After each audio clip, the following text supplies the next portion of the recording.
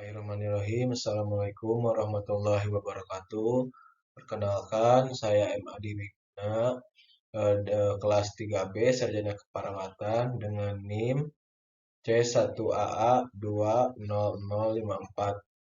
Baik, saya di sini saya akan menjelaskan tentang sistem peredaran darah pada manusia dan janin.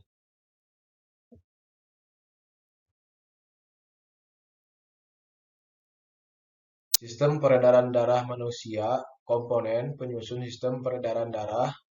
Yang pertama ada jantung, darah, pembuluh darah.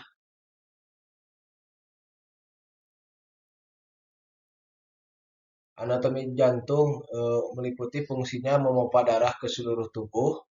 Letaknya di rongga dada agak sebelah kiri. Untuk ukuran atau beratnya sekepalan tangan atau 300 gram.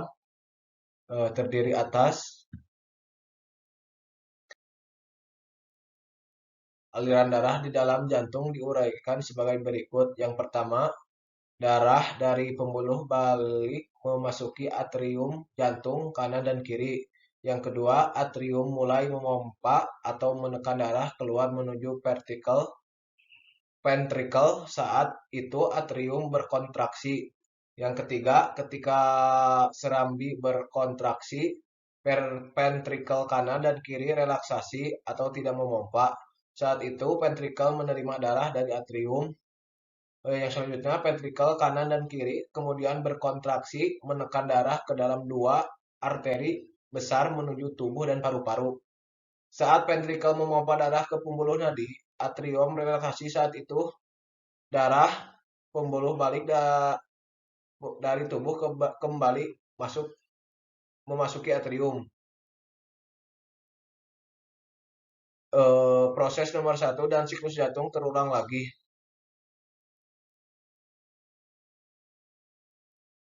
Untuk fungsi darah, yang pertama mengangkut dan mengedarkan oksigen dan sari makanan ke seluruh bagian tubuh.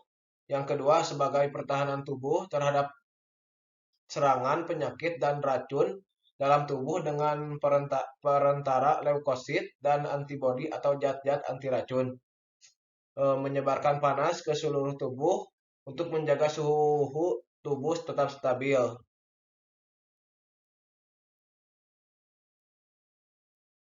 Untuk komponen darahnya dilihat gambarnya ya, ada sel darah merah, sel darah putih, keping darah, dan cairan darah.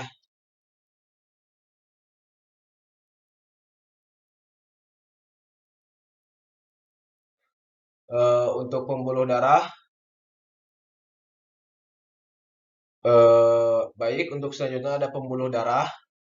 Nadi atau arteri merupakan pembuluh darah yang keluar dari jantung ke seluruh bagian dan alat tubuh. Vena atau balik merupakan pembuluh darah yang membawa darah dari seluruh tubuh menuju ke jantung. Untuk kapiler merupakan pembuluh yang menghubungkan antara arteri dengan vena.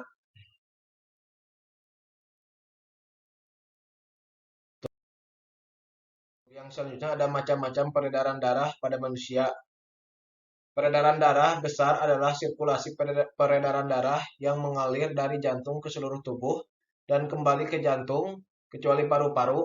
Proses sirkulasi peredaran besar berawal dari jantung atau ventricle kiri yang memompa darah lalu mengalirkan darah bersih ke seluruh tubuh dan kembali ke jantung atau atrium kanan.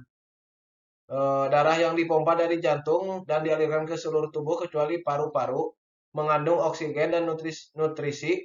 Dengan kata lain, darah yang dipompa merupakan darah bersih, sementara darah yang berasal dari seluruh tubuh yang kembali ke jantung adalah darah kotor karena membawa zat sisa metabolisme tubuh dan karbon dioksida. Yang selanjutnya urutan peredaran darah yang benar adalah berlangsung dari jantung ke seluruh tubuh dan kembali ke jantung. Secara detail,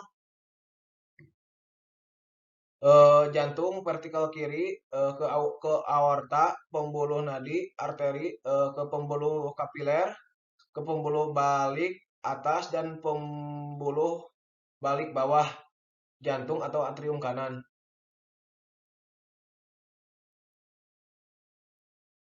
Untuk yang selanjutnya ada peredaran darah kecil. Peredaran darah kecil adalah sirkulasi peredaran darah yang mengalir dari jantung ke paru-paru dan kembali ke jantung. Proses sirkulasi peredaran darah berawal dari jantung atau ventrikel kanan yang memompa darah lalu mengalirkan darah kotor ke paru-paru dan kembali ke jantung atau atrium kiri. Yang selanjutnya aliran darah pada peredaran darah kecil melalui jantung ke paru-paru dan kembali ke jantung. Secara detail, urutan peredaran darah dimulai dari jantung atau ventrikel kanan, pembuluh nadi paru-paru, pembuluh balik paru-paru, jantung atau atrium kiri. Yang selanjutnya ada sistem peredaran darah pada janin. Paru janin belum berkembang sehingga oksigen diambil melalui perantaraan plasenta untuk sirkulasi darahnya. Untuk sistem peredaran darah janin ditentukan oleh faktor-faktor sebagai berikut.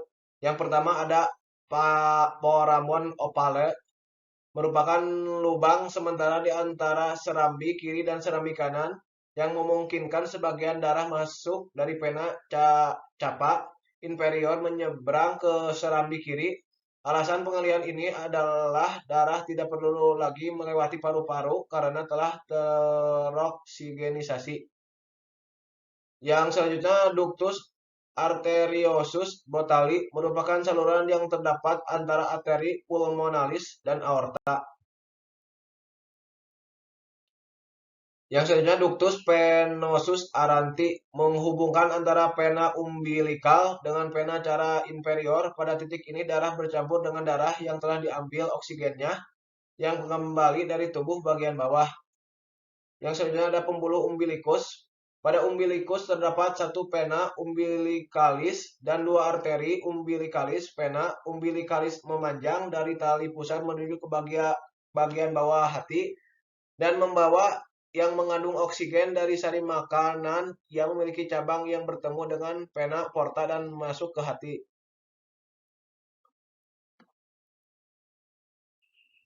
Untuk yang selanjutnya ada komponen atau organ yang terlibat dalam peredaran darah janin. Dalam sistem peredaran darah janin, tidak hanya melibatkan pembuluh darah saja, tetapi juga melibatkan organ tubuh janin diantaranya sebagai berikut. Yang pertama ada plasenta, tempat terjadinya pertukaran darah bersih dengan yang kotor. Yang kedua ada umbilikalis, mengalirkan darah ke plasenta ke janin dan dari janin ke plasenta. Yang ketiga ada hati, terdapat percabangan antara vena porta dengan ductus venosus aranti. Yang keempat ada jantung, terdapatnya foramen ovale yang langsung menyalurkan darah dari atrium dextra ke atrium sinistra.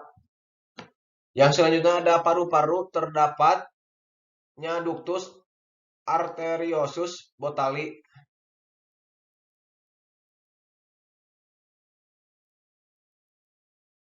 Yang selanjutnya ada mekanisme peredaran darah janin. Darah janin didapat dari ibu dan dialirkan dari ibu ke janin melalui plasenta untuk kemudian diteruskan ke seluruh tubuh janin melalui vena yang terdapat di umbilikus. Peredaran darah janin digambarkan langsung sebagai berikut.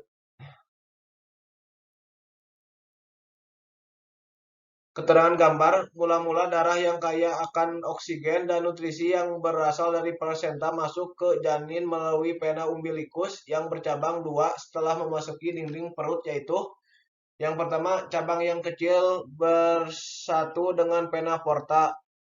Darahnya beredar dalam hati dan kemudian diangkut melalui vena hepatika ke vena capa inferior. Yang selanjutnya ada cabang satu-satunya lagi ductus venosus aranti yang langsung masuk ke dalam vena capa inferior. Yang selanjutnya ada darah dari vena capa inferior masuk ke atrium kanan dan sebagian besar darah dari atrium kanan akan dialirkan ke atrium kiri melalui foramen ovale. Sebagian kecil darah dari atrium kanan masuk ke ventrikel kanan bersama-sama dengan darah yang berasal dari vena capa superior. Yang selanjutnya ada darah dari ventrikel kanan ini dipompakan ke paru-paru melalui arteri pulmonalis. Karena paru-paru fetus belum berkembang, maka darah yang terdapat pada arteri pulmonalis sebagian akan dialirkan ke aorta melalui ductus arteriosus botali dan sebagian kecil akan menuju paru-paru dan selanjutnya ke atrium sinistra melalui vena pulmonalis.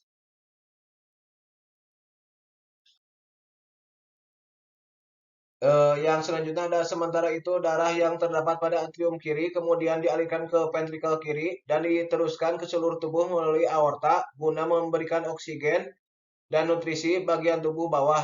Cabang aorta bagian bawah ini menjadi dua, arteri hipograstika internal yang mempunyai cabang arteri umbilikalis.